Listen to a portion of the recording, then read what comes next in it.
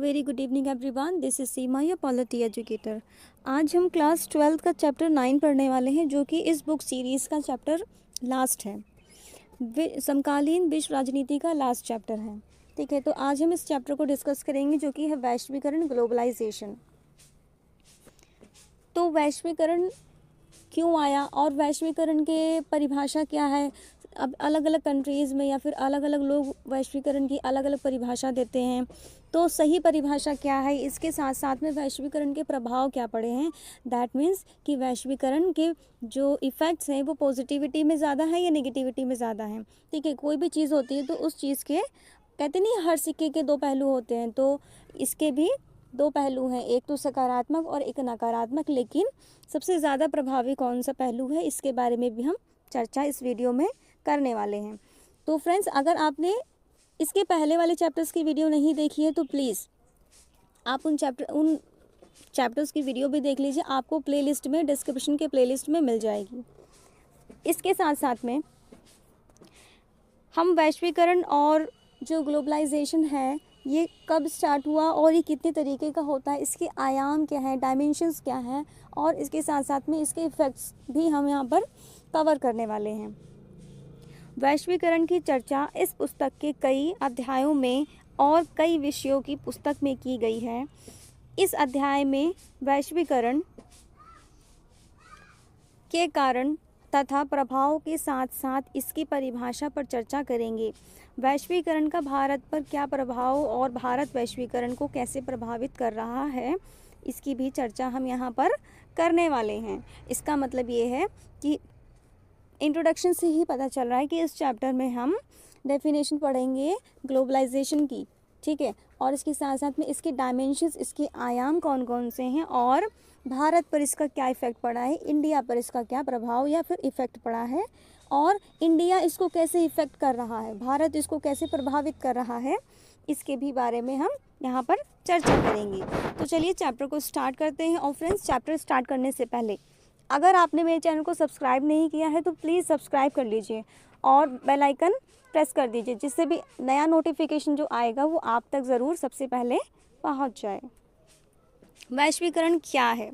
ठीक है, जैसे हमने कहा था आपको कि वैश्वीकरण की कोई भी हम टॉपिक पढ़ रहे हैं तो उस टॉपिक की डेफिनेशन पढ़ना मोस्ट इम्पॉर्टेंट, ज़रूरी। उस डेफिनेशन से हमें ये पता चलता है कि हम उसके बारे में कौन कौन से क्वेश्चंस बन सकते हैं और किन किन चीज़ों के बारे में हमें जानना ज़रूरी होता है उस चीज़ के बारे में।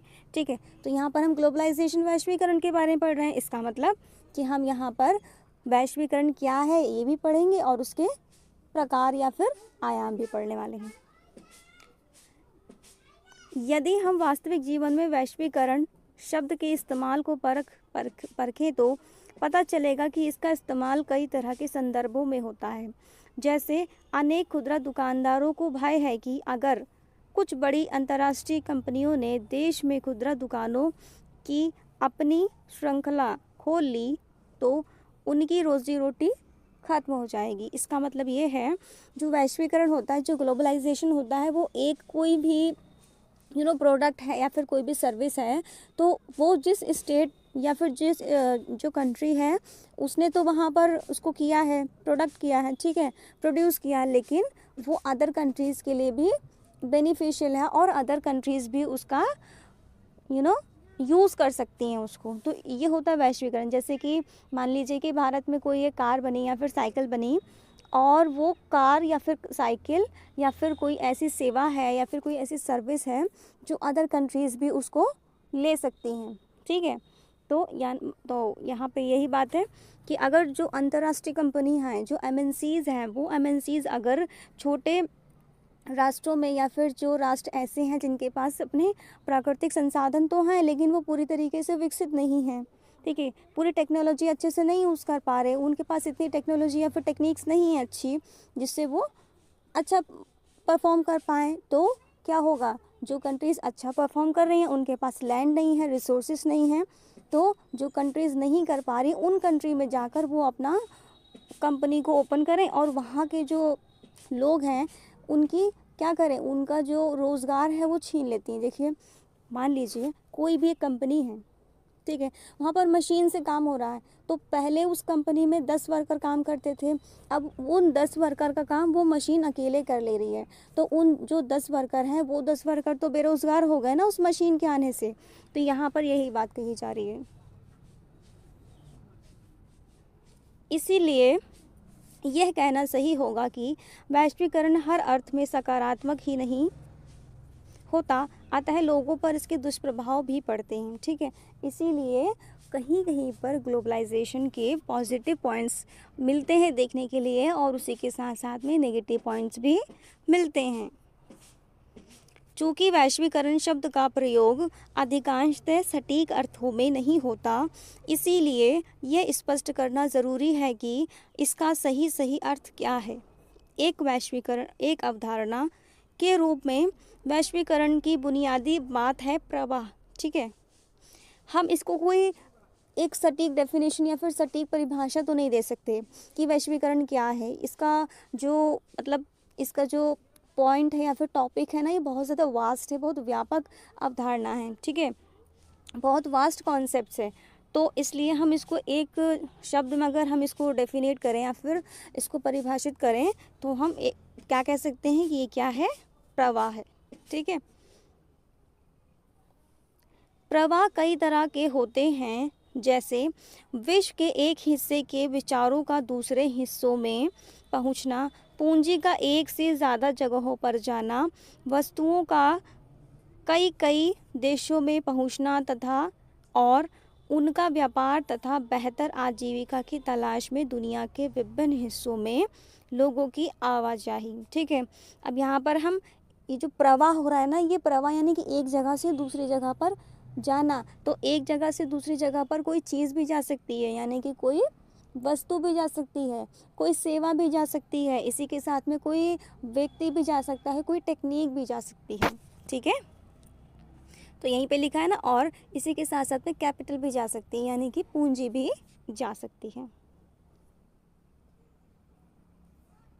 वैश्वीकरण एक बहुआयामी अवधारणा है।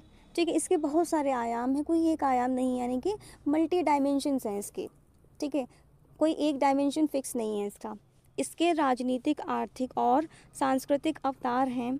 ठीक है, जैसे हम आपको इंट्रोडक्शन में ही बताया था कि यहाँ पर हम डायमेंशंस के बारे में पढ़ने वाले हैं, उन डायमेंशंस का कैसा इफेक्ट पड़ रहा है इसके बारे में भी हम यहाँ चर्चा कर रहे हैं। तो यहाँ पर देखिए, राजनीतिक, आर्थिक और सांस्कृतिक अवतार, राजनीतिक, आर्थिक और सांस्कृतिक अवतार हैं। ठीक है, यानी कि इसके डायमेंशंस हैं। वैश्वीकरण का प्रभाव बड़ा विषम रहा है। ये कुछ समाजों को बाकियों की अपेक्षा और समाज के एक हिस्से को बाकी हिस्सों की अपेक्षा ज़्यादा प्रभावित कर रहा है। ठीक है, ऐसा नहीं है कि जो इसका नेगेटिव इफ़ेक्ट है वो किसी एक स्टेट पे जितना पड़ रहा है उतना ही अदर स्टेट पे या फिर अदर कंट्री पे भी उतना ही पड़ रहा है, या फिर किसी एक कंट्री पे इसका पॉजिटिव इफ़ेक्ट पड़ रहा है तो दूसरी जो कंट्री है उस पर भी पॉजिटिव इफ़ेक्ट इक्वली पड़ रहा है। यहाँ पे जो इफ़ेक्ट्स हैं वो इक्वली डिस्ट्रीब्यूट नहीं है। ठीक है, तो हम किसी एक कंट्री को मद्देनज़र किसी भी सिचुएशन में रखते हुए दूसरी कंट्री को भी वैसे ही जज नहीं कर सकते। अब यहाँ पर हम पढ़ने वाले हैं वैश्वीकरण के कारण। अब हम वैश्वीकरण के कारण पढ़ने से पहले फ्रेंड्स, अगर आपने इस चैनल को, इस वीडियो को लाइक नहीं किया है, मेरे चैनल को सब्सक्राइब और शेयर नहीं किया है, तो प्लीज़ सब्सक्राइब और शेयर कर लीजिए, और वीडियो कैसी लगी मुझे कमेंट सेक्शन में ज़रूर बताइए। क्या है वैश्वीकरण की वजह? अगर वैश्वीकरण विचार, पूंजी, वस्तु और लोगों की आवाजाही से जुड़ी परिघटना है तो वैश्वीकरण के लिए कोई एक कारक जिम्मेवार नहीं, फिर भी प्रौद्योगिकी अपने आप में एक अपर्याय कारण साबित हुई है। ठीक है, देखिए, वैश्वीकरण मैंने आपको बताया पीछे कि वैश्वीकरण विचारों का हो सकता है, यानी कि विचारों की आवाजाही हो सकती है जिसे हम संस्कृति बोलते हैं। ठीक है, पूंजी, कैपिटल, ठीक है, वस्तु कोई भी चीज़ है ना, आइटम है, और इसके साथ साथ लोगों की भी आवाजाही, यानी कि जैसे कोई एक व्यक्ति है या फिर कोई एक स्टूडेंट है जो बेसिक अपना एजुकेशन अपने कंट्री में उसने लिया और उसके बाद में हायर एजुकेशन के लिए वो किसी अच्छी कंट्री में गया जहाँ पर अच्छी हायर एजुकेशन है। ठीक है, तो यहाँ पर लोगों की आवाजाही। और इसी के साथ साथ में अगर कोई व्यक्ति है यहाँ पर अपनी कंट्री में पढ़ रहा है, पढ़ चुका है और किसी अदर कंट्री में उसका सिलेक्शन हुआ है या फिर उसने जॉब अप्लाई किया है तो भी हो जाएगा। ठीक है, तो यहाँ पर लोगों की आवाजाही ऐसे होती है। इसके साथ साथ अगर हम वैश्वीकरण के जो कारक हैं उसकी कारक के बारे में बात करें तो यहाँ पर हमें पहला कारक देखने को मिलता है प्रौद्योगिकी, यानी कि टेक्नोलॉजी। इसमें कोई शक नहीं कि टेलीग्राफ, टेलीफोन और माइक्रोचिप के नवीनतम आविष्कारों ने विश्व के विभिन्न भागों के बीच संचार की क्रांति कर दिखाई है। ठीक है, यानी कि प्रौद्योगिकी का मतलब है कि टेक्नोलॉजी टेक्निक्स अच्छी यूज़ करने से पहले टेलीग्राफ थे, उसके बाद टेलीफोन आए, फिर माइक्रोचिप आई। तो यहाँ पर जो कोई एक कंट्री है नए आविष्कार कर रहा है ना, तो जो आविष्कार कर रहा है तो किससे कर रहा है? टेक्नोलॉजी से तो कर रहा है, टेक्निक से तो कर रहा है, प्रौद्योगिकी से कर रहा है। ठीक है, तो यहाँ पर जो वैश्वीकरण का एक कारण क्या है? प्रौद्योगिकी।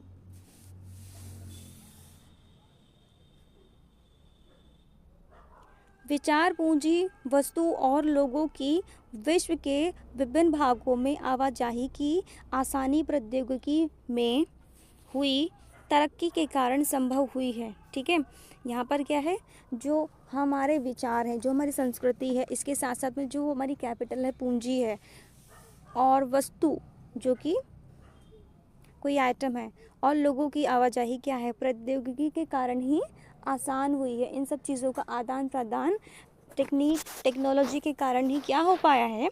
ईजी हो पाया है।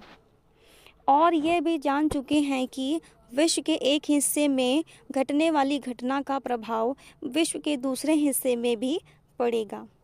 बर्ड फ्लू अथवा सुनामी किसी एक राष्ट्र की हदों में सिमटे नहीं रहते। ये घटनाएं राष्ट्रीय सीमाओं का जोर नहीं मानती। यानी कि हम वैश्वीकरण के बारे में तो बात कर रहे हैं, ठीक है, उसको हम ही लोग बढ़ावा दे रहे हैं, लेकिन कुछ ऐसी घटनाएं हैं, जो कुछ ऐसी नेचुरल डिजास्टर्स हैं, प्राकृतिक आपदाएं हैं, जो एक कंट्री पे तो होती हैं, उसी के साथ साथ में उसका इफ़ेक्ट अदर कंट्रीज़ पे भी पड़ता है और वो किसी लिमिट को फॉलो नहीं करती।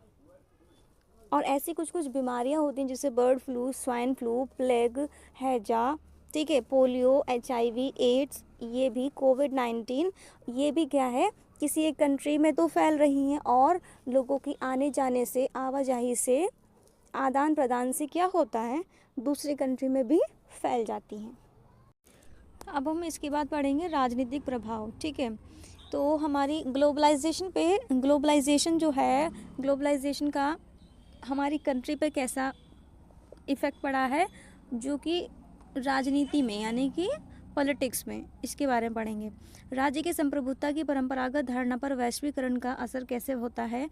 इसके जवाब में सबसे सीधा सरल विचार यह है कि वैश्वीकरण के कारण राज्य की क्षमता, यानी सरकारों को जो करना है उसे करने की ताकत में कमी आती है। राज्य अब कुछ एक मुख्य कामों तक ही अपने को सीमित रखता है, जैसे कानून और व्यवस्था को बनाए रखना तथा अपने नागरिकों की सुरक्षा करना इत्यादि। ठीक है, जो कंट्रीज़ हैं वो कंट्रीज़ अपनी बाउंड्री को सेफ रखती हैं और बाउंड्री के अंदर जो उनके सिटीजन्स हैं, आम नागरिक हैं, उनको सुरक्षित रखती हैं और इसके साथ साथ में अपना जो मिलिट्री पावर है उसको बढ़ाती हैं। इतना काम रह गया। और जो बाउंड्री में जो टैक्स लगता है, बाउंड्री जो हमारी सीमा है उस पर जो टैक्स लगता है, उस टैक्स को कम कर दिया है उन्होंने, जिससे कि हम दूसरे देश में व्यापार अच्छे कर पाए और जो दूसरा देश है हमारे देश में व्यापार अच्छे से कर पाए। लोक कल्याणकारी राज्य की जगह अब बाजार आर्थिक और सामाजिक प्राथमिकताओं का प्रमुख निर्धारक है। पूरे विश्व में बहुराष्ट्रीय निगम अपने पैर पसार चुके हैं अगर उनकी भूमिका बड़ी है, परंतु कुछ मायनों में वैश्वीकरण के स्वरूप राज्य की ताकत में इजाफा करते हैं। ठीक है, अब देखिए जो बहुराष्ट्रीय कंपनियां हैं, एमएनसीज जो हैं, उनकी तो मतलब एक तरीके से उनकी जो मजबूती है वो तो और बढ़ गई है, लेकिन जो लोग हैं बेरोज़गार हो गए हैं और बेरोज़गारी के कारण वहाँ पर क्या हुआ है, जो राष्ट्र है उसकी जो निर्धनता है उसमें बढ़ोतरी हुई है, और उसके साथ साथ में जो वैश्वीकरण है, ठीक है। लेकिन हम हमेशा नेगेटिव पॉइंट ही नहीं पढ़ेंगे, हमें वैश्वीकरण जो ग्लोबलाइजेशन है उसके पॉजिटिव इफ़ेक्ट्स ज़्यादा जानने चाहिए, क्योंकि इसके ज़्यादा इफ़ेक्ट भी पड़े हैं नेगेटिव पॉइंट से, नेगेटिव इफ़ेक्ट से। अब राज्यों के हाथ में अत्याधुनिक प्रौद्योगिकी मौजूद है, जिसके बूते राज्य अपने नागरिकों के बारे में सूचनाएं जुटा सकते हैं, ठीक है। और देखिए, जैसे कि किसी भी सिक्के के दो पहलू होते हैं, ऐसे ही कोई भी कॉन्सेप्ट, अवधारणा है, उसकी नकारात्मक और सकारात्मक दोनों पॉइंट होते हैं। तो दोनों पॉइंट जब होते हैं तो हमें सिर्फ एक पहलू पर ही ध्यान नहीं देना है, किसी भी अवधारणा के दोनों पहलुओं पर बराबर ध्यान देना है, ठीक है। तो यहाँ पर हम नेगेटिव इफ़ेक्ट्स तो पढ़ चुके हैं कि जो एमएनसीज हैं वो हमारी कंट्री में आ गई हैं और उनका दबदबा हो गया है, ठीक है। इसके साथ साथ में हमें एक देखिए आधुनिक प्रौद्योगिकी मिली है, यानी कि मॉडर्न टेक्निक्स भी मिली हैं, जिसके ज़रिए हम अपने राष्ट्र में ये पता कर सकते हैं कि हमारे राष्ट्र की जनसंख्या कितनी है, और आसान तरीके से इस सूचना के दम पर राज्य ज़्यादा कारगर ढंग से काम कर सकते हैं, उनकी क्षमता बढ़ी है, कम नहीं हुई। इस प्रकार नई प्रौद्योगिकी के परिणाम स्वरूप राज्य अब पहले से ज़्यादा ताकतवर हैं, ठीक है।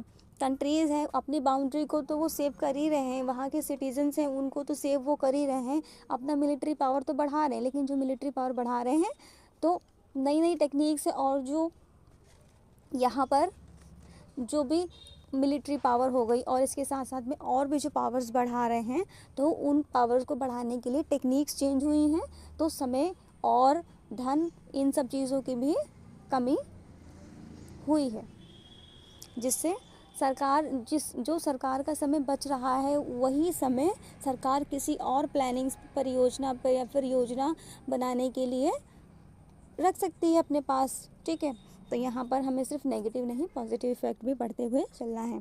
तो फ्रेंड्स, आज की वीडियो में बस इतना ही। नेक्स्ट वीडियो में मिलते हैं इसके दो और प्रभावों के साथ। राजनीतिक हम पढ़ चुके हैं, इसके साथ साथ में हम लोग सांस्कृतिक और आर्थिक आयाम भी पढ़ेंगे। तो वीडियो अच्छा लगा हो तो इसको शेयर कर दीजिए, कमेंट सेक्शन में ज़रूर बताइए वीडियो कैसे लगा हो। चैनल को अभी भी सब्सक्राइब नहीं किया है तो सब्सक्राइब कर लीजिए, और वीडियो देखने के लिए आपका बहुत बहुत शुक्रिया।